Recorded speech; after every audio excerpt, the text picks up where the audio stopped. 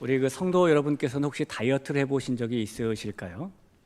어느 집에 증권회사를 다니는 남편과 날마다 다이어트라는 아내가 살고 있었습니다. 근데 이 남편은 본인이 증권맨이었음에도 불구하고 손대는 종목마다 손해를 보는 마이너스의 손을 가진 사람이었어요. 어느 날 회사에서 퇴근을 하고 집으로 돌아온 남편이 아내에게 자신의 그 능력을 한탄하기 시작합니다. 여보, 내 손은 정말 마이너스의 손이 맞나 봐. 어떤 것이든지 내가 손만 대면 매번 주가가 떨어져. 이 돈이 불어나기는커녕 항상 손해만 봐. 나는 왜 이렇게 되는 일이 없고 매번 실패만 할까? 나는 정말 실패자인가 봐. 그러자 그 말을 들은 아내가 남편에게 위로의 말을 건네기 시작했어요. 여보, 자기만 하는 일이 안 되고 실패하는 것 아니야. 나도 그래.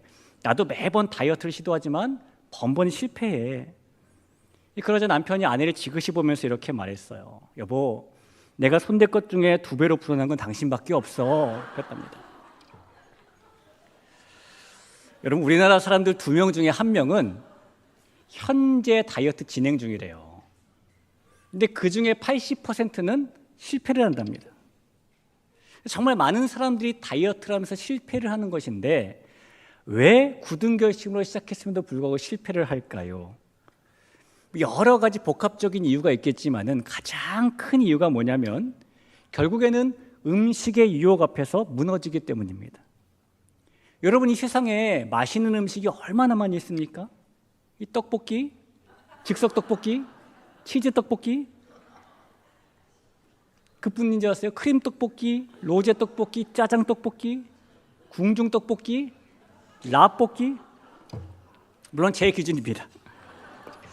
세상에 수없이 많은 맛있는 음식들이 우리를 향해서 딱 한 입만 이라는 소리에 우리의 마음이 활짝 열리고 마음만 열리는 것이 아니라 입도 활짝 열리니까 실패하는 것이죠. 그런데 여러분, 이 세상을 사는 우리를 유혹하는 것은 비단 음식만은 아니죠.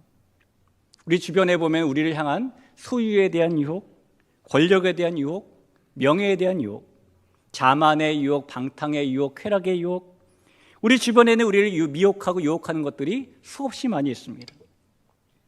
그리고 그렇게 우리 주변에 미혹들이 많은 이유는 지금 우리가 사는 이 시대가 미혹의 시대이기 때문에 그런 것입니다. 여러분, 우리가 가진 믿음이라는 것은 바라보는 것이고 반응하는 것인데, 그렇다면 우리의 믿음은 이 시대를 어떻게 바라봐야 되는 것이고 이 시대에 어떻게 반응해야 하는 것일까요? 우리는 이 미혹의 시대를 어떻게 살아야 하는 것일까요? 이 마가복음 11장 20절부터 13장 마지막까지는 예수님께서 공생애의 마지막 한 주간을 보내시면서 맞으신 3번째 날에 하신 말씀들을 담고 있는 장입니다. 그러니까 이 3번째 날에 하신 말씀들이 성경에서 방대한 장을 할애할 정도로 많았다라는 겁니다. 그 중에서 이 13장은 예수님께서 하셨던 예루살렘 성전이 무너질 때에 관한 말씀을 기록하고 있는데 이 말씀들은 중의적인 의미를 담고 있어요. 그래서 이 말씀은 동시에 이 세상의 마지막 때를 암시하는 말씀이기도 하죠. 이 성경에서는 예수님께서 성육신으로 이 땅에 오셨을 그때부터 예수님께서 다시 오실 그때까지의 사이를 마지막 때라고 부릅니다. 그래서 그때를 암시하고 있는 마가복음 13장은 우리가 지금 살고 있는 이 시대를 향해 주시는 예수님의 말씀이기도 한 것입니다. 2000년 전부터 지금까지 인류가 맞이하고 있는 이 마지막 때의 시대에는 뚜렷한 특징이 하나 있는데요. 그 특징이 바로 미혹이 많다는 거예요. 이 마가복음 13장 5절 6절 말씀을 한번 보실까요? 예수님께서 이렇게 말씀하셨습니다. 예수께서 이르시되 너희가 사람의 미혹을 받지 않도록 주의하라. 많은 사람이 내 이름으로 와서 이르되 내가 그라하여 많은 사람을 미혹하리라. 미혹한다라는 말을 성경 언어로 플라나오라고 하는데 이 말은 길을 잃어버리게 만들다라는 뜻입니다. 그래서 미혹이라는 것은 먼저 사람의 마음을 자극하고 또 자극해서 조금씩 끌어당기고 그 마음을 송두리째 흔들어서 무너지게 만들고 결국에는 길을 잃어버리게 만드는 겁니다. 실제로 예수님께서 부활 승천하신 후에 이 땅에 교회가 생긴 이래로 2000년 전 초대교회 성도들도 그렇게 길을 잃게 만드는 미혹들을 많이 만났죠. 그들을 향해 쓰여졌던 신약 성경의 서신서들을 보면은 미혹을 받지 말라, 미혹을 받아 믿음에서 떠났다, 미혹되어 내 길을 알지 못하는도다, 이 등등 그 당시 성도들이 얼마나 많은 미혹을 받고 살았는지를 우리에게 말씀해 줍니다. 그리고 그런 유혹과 미혹들은 지금까지 그대로 이어져서 오늘을 살고 있는 우리 이 시대에도 동일하게 넘치고 있는 것이죠. 이 프랑스의 철학자였던 장 보드리아는 이 미혹이라는 것이 현대 사회를 읽는 키워드다라고 말했거든요. 그만큼 이 시대에도 2000년 전 못지않게 수많은 유혹들과 미혹들이 넘치고 있다는 겁니다. 여러분, 그도 그럴 것이 우리가 주위만 살짝 돌아봐도 이 세상의 미혹투성인 것을 쉽게 발견합니다. 우리의 마음을 혼미하게 만들어서 결국에는 길을 잃어버리도록 만드는 온갖 유혹들을 어렵지 않게 접할 수가 있어요.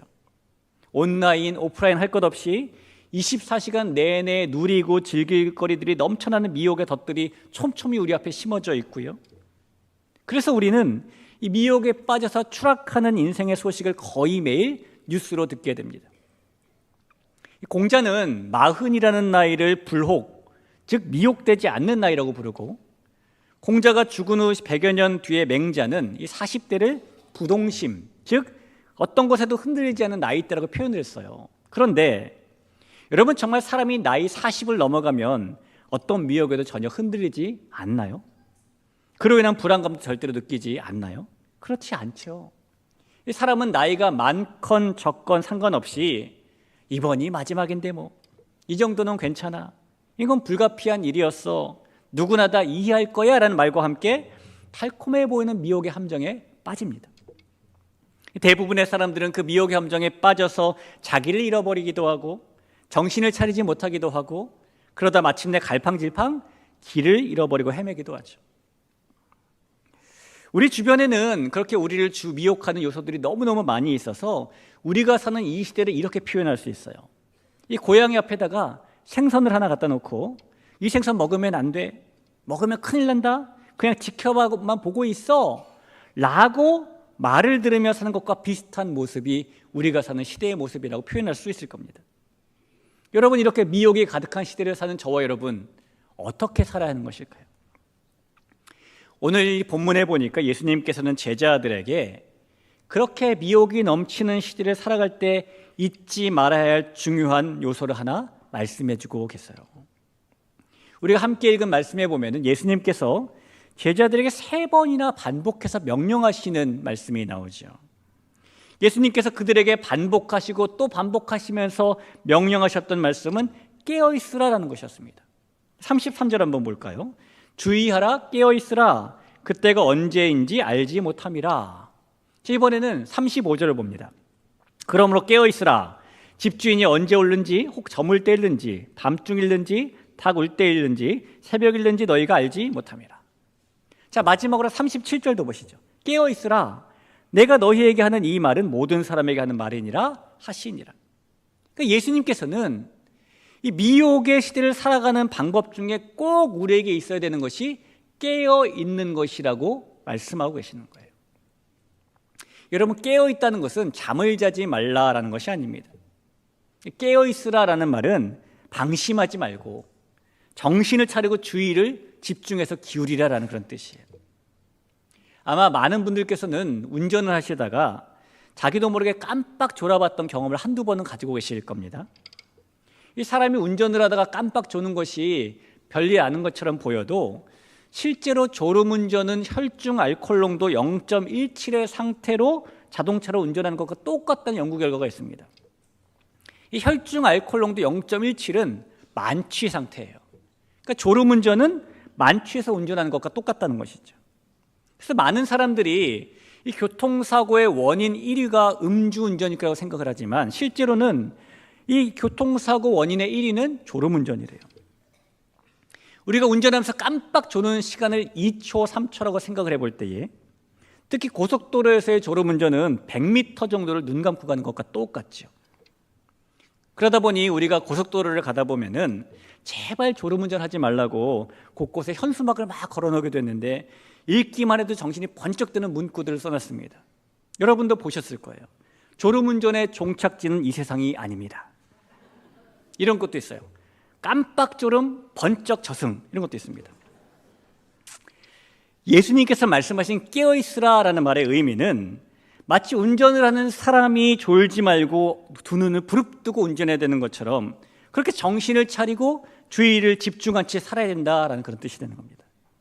오늘 예수님께서는 제자들에게 이 미혹의 시대를 살아갈 때에 그런 깨어남의 시간이 필요하다라고 말씀해 주고 계신 거예요. 자, 그런데 성도 여러분, 예수님께서는 이 제자들에게 주의를 집중해서 깨어있으라라는 말씀을 한 번만 하셔도 충분할 것 같은데 굳이 왜 3번씩이나 하시는 걸까요? 이 제자들이 어린아이도 아니고 이미 다 큰 성인들인데 한 번만 해도 충분하지 않았을까요? 이 요한복음 마지막 부분에 보면 요한은 예수님께서 하신 말씀과 행하신 일이 너무너무 많아가지고 찬송가의 표현을 빌리면 하늘을 두루마리 삼고 바다를 먹물 삼아도 다 기록할 수 없다라고 말해놨거든요. 근데 그 중에서 예수님께서 하신 말씀과 행하신 일들 가운데 우리의 구원과 우리의 이 구원받은 삶에 꼭 필요한 말씀만 엑기스만 모아서 성경으로 기록되게 됐다라고 말씀했습니다. 그렇다면 예수님이 한 번만 말씀하셔도 되는 거 아닙니까? 깨어있으라. 근데 왜 3번이나 하실까요? 이 사람들이 3번을 좋아하기 때문일까요? 물론 사람들은 3번을 좋아합니다. 만세도 3창, 밥을 먹어도 3시3끼, 가위바위보를 해도 3세판, 시험 보다가 모르는 문제를 찍어도 3번.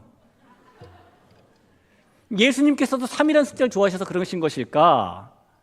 물론 예수님께서 삼위일체 하나님이신 것이 맞고 겟세마네 기도도 3번 하셨고 3일 만에 부활하신 건 맞지만 이 숫자 때문에 그러신 건 아니에요.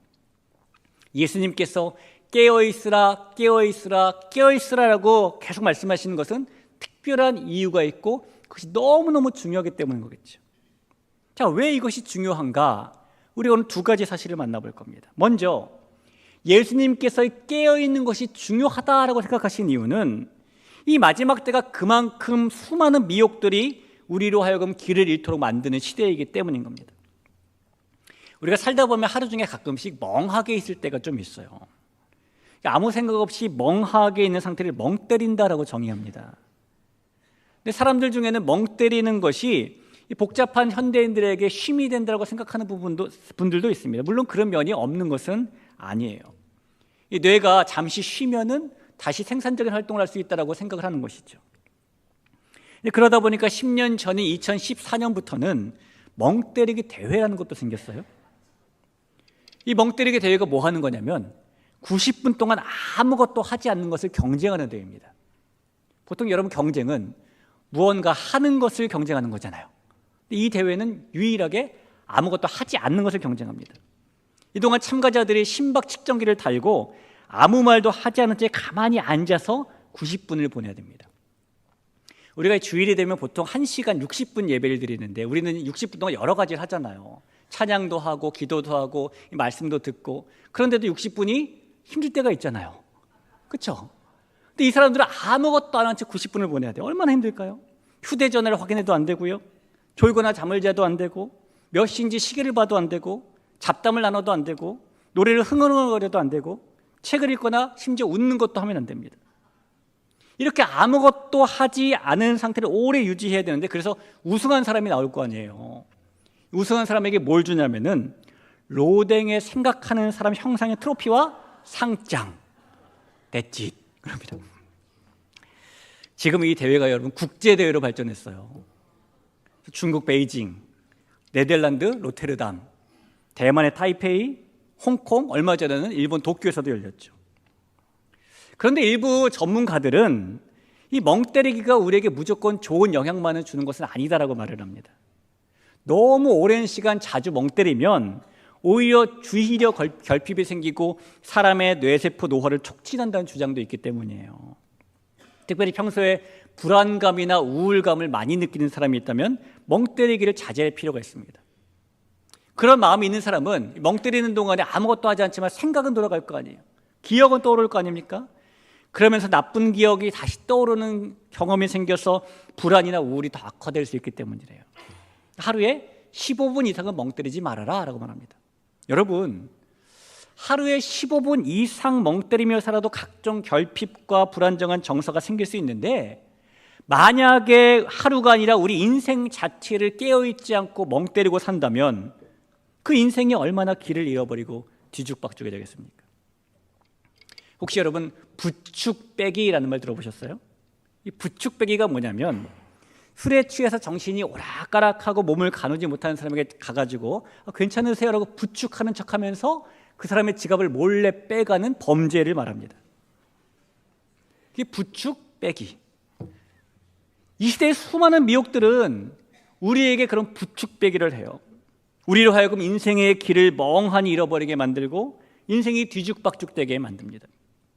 그래서 이 미혹에 넘어간 사람은 하나님보다 세상을 더 사랑하게 되고, 이 미혹에 넘어간 사람은 어떻게 하면 하나님을 더 기쁘시게 해드릴까라는 생각보다는 어떻게 하면 세상의 평안함을 더 누릴까를 고민하게 되죠.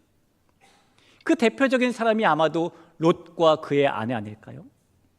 이 마지막 시대를 언급하고 있는 누가복음 17장에 보면 이런 말씀이 있습니다. 그날에 만일 사람이 지붕 위에 있고 그의 세간이 그 집 안에 있으면 그것을 가지러 내려가지 말 것이요, 밭에 있는 자도 그와 같이 뒤로 돌이키지 말 것이라. 그 다음에 32절에 뭐라고 말하냐면 롯의 철을 기억하라. 예수님께서는 롯의 아내를 기억하라라고 말씀하셨는데, 창세기에 의하면은 롯과 그의 아내는 아브라함을 따라서 가나안 땅에 들어왔습니다.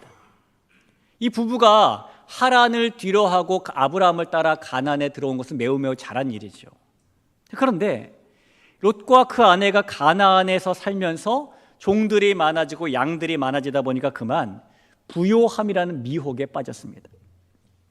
그래서 그들은 더 큰 부요함을 이루기 위해서 아브라함을 떠났고, 결국에 하나님께서 심히 무겁다고 말씀하실 정도로 죄악의 미혹이 가득한 소돔으로 거처로 옮겼어요. 우리가 그 뒤는 너무너무 잘 알고 있죠.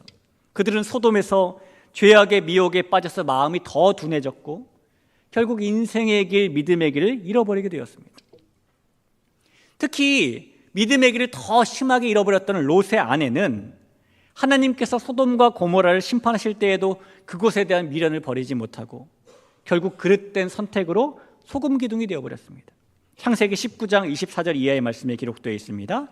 여호와께서 하늘 곧 여호와께로부터 유황과 불을 소돔과 고모라에 비같이 내리사 그 성들과 온 들과 성에 거주하는 모든 백성과 땅에 난 것을 다 엎어 멸하하셨더라. 롯의 아내는 뒤를 돌아보았으므로 소금 기둥이 되었더라. 여러분, 우리 주변에 얼마나 많은 사람들이 롯과 그의 아내처럼 미혹의 시대 속에서 길을 잃어버린 채 살아가는지 모릅니다.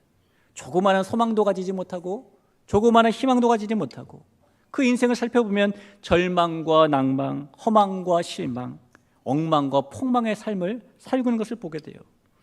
이 모든 일들이 깨어있지 않기 때문에 일어나는 일입니다. 우리도 마찬가지예요. 만약 우리가 깨어있지 않다면 우리는 필경 길을 잃어버리고 마음이 둔해져서 영적 무력증에 빠질 겁니다. 만약 우리가 깨어있지 않다면 우리는 선과 악에 대한 분별력도 잃어버리고 좌우를 분별하지 못할 거예요. 또 우리가 깨어있지 않다면 우리는 영적 긴장을 놓치고 세상의 안일함에 빠져버릴 겁니다. 그래서 저와 여러분은 우리가 살아가던 이 미혹의 시대 속에서 항상 영적으로 조심스럽게 주의를 집중하고 기울여 깨어있어야 하는 것입니다. 예수님께서는 그래서 이 일을 꼭 해야 된다고 우리에게 깨어있으라, 깨어있으라, 깨어있으라 말씀하시는 것이죠. 사랑하는 성도 여러분, 이 미혹의 시대를 살면서 그 인생의 길, 믿음의 길을 잃어버리지 않도록 꼭 주의를 기울여 항상 깨어 있을 수 있기를 주님의 이름으로 부탁을 드립니다.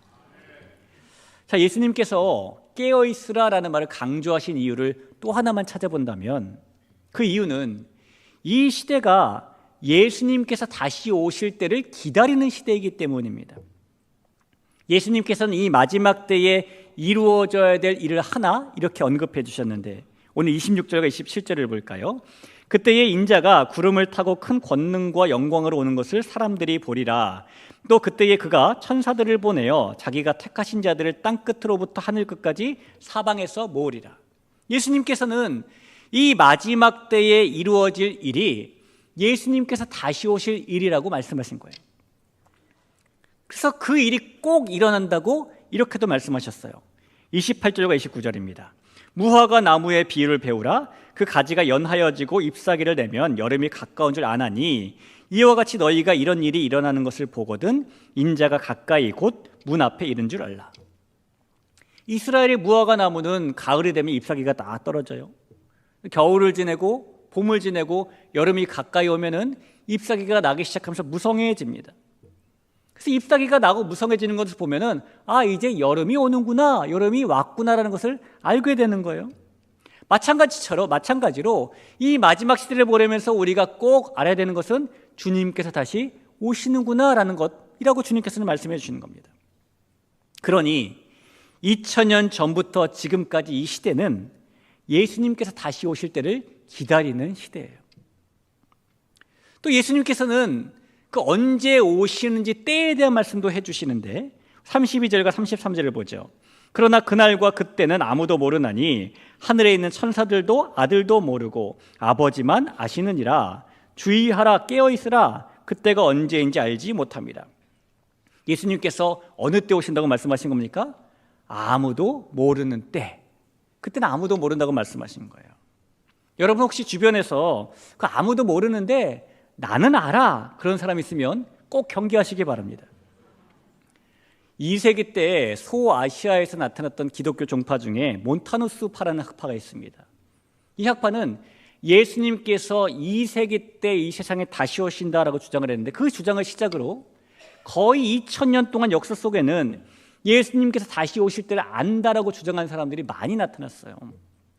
정말 많은데 대표적으로 서양에서 보면은 이 안식교가 생겨난 원인이 되었던 윌리엄 밀러라는 사람이라든가 노스트라다무스라든가 헤럴드 캠핑이라든가 우리나라도 있었죠.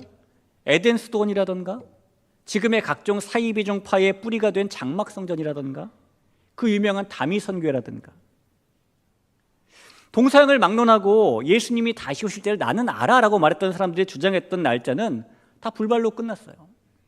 이 자료를 찾아보면 아직 하나 남아있는 게 있습니다. 2026년 모년 모일에 예수님이 다시 오신다라고 말한 사람이 있어요. 근데 그날은 안 오십니다. 그날만큼은 편하게 지내도 돼요.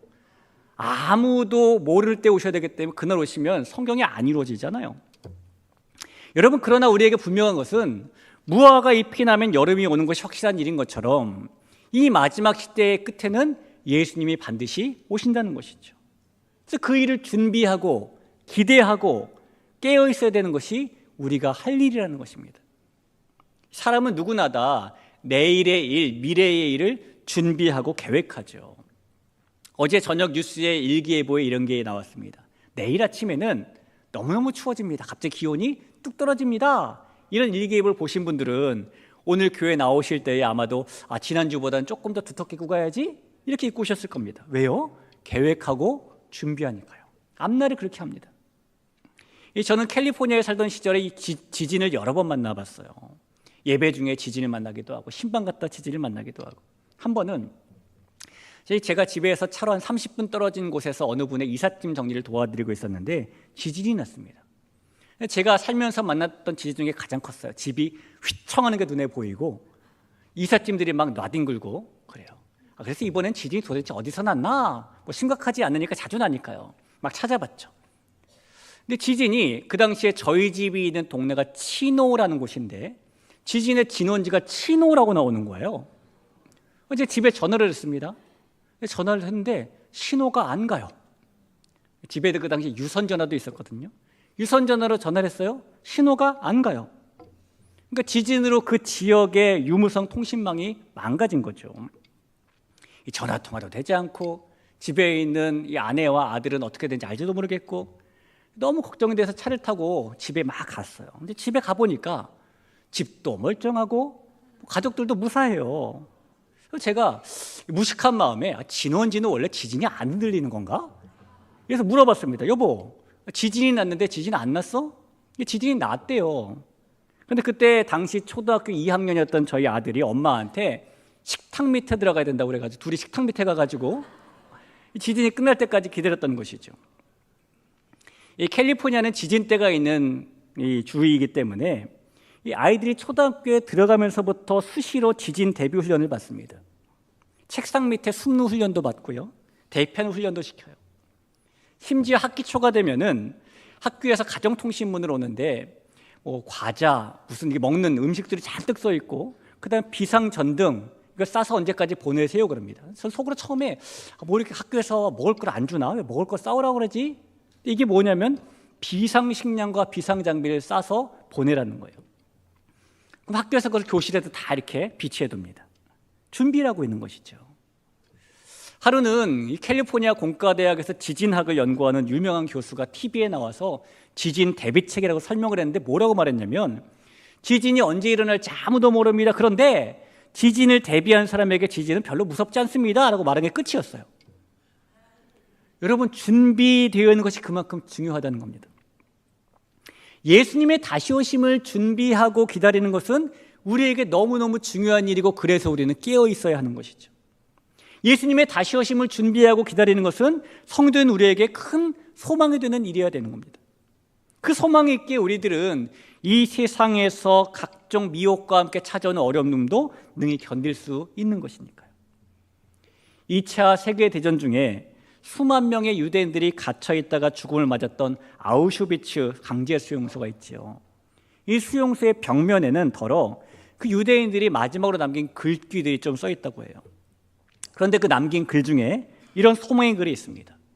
우리는 메시아가 오실 것을 믿고 있다. 단지 그의 도착이 좀 늦어지고 있을 뿐이다. 여전히 소망을 가지고 기다리는 것이죠. 여러분, 아마도 대부분의 사람들은 마지막 때라는 말을 들으면 두려워하는 마음을 가지게 될 겁니다. 어쩌면 성도님들 중에도 마찬가지로 마지막 때를 두려워하는 마음으로 받는 분도 있을지 몰라요. 아마도 마지막이라는 글자 자체가 끝이라는 글자를 연상시키기 때문이겠죠.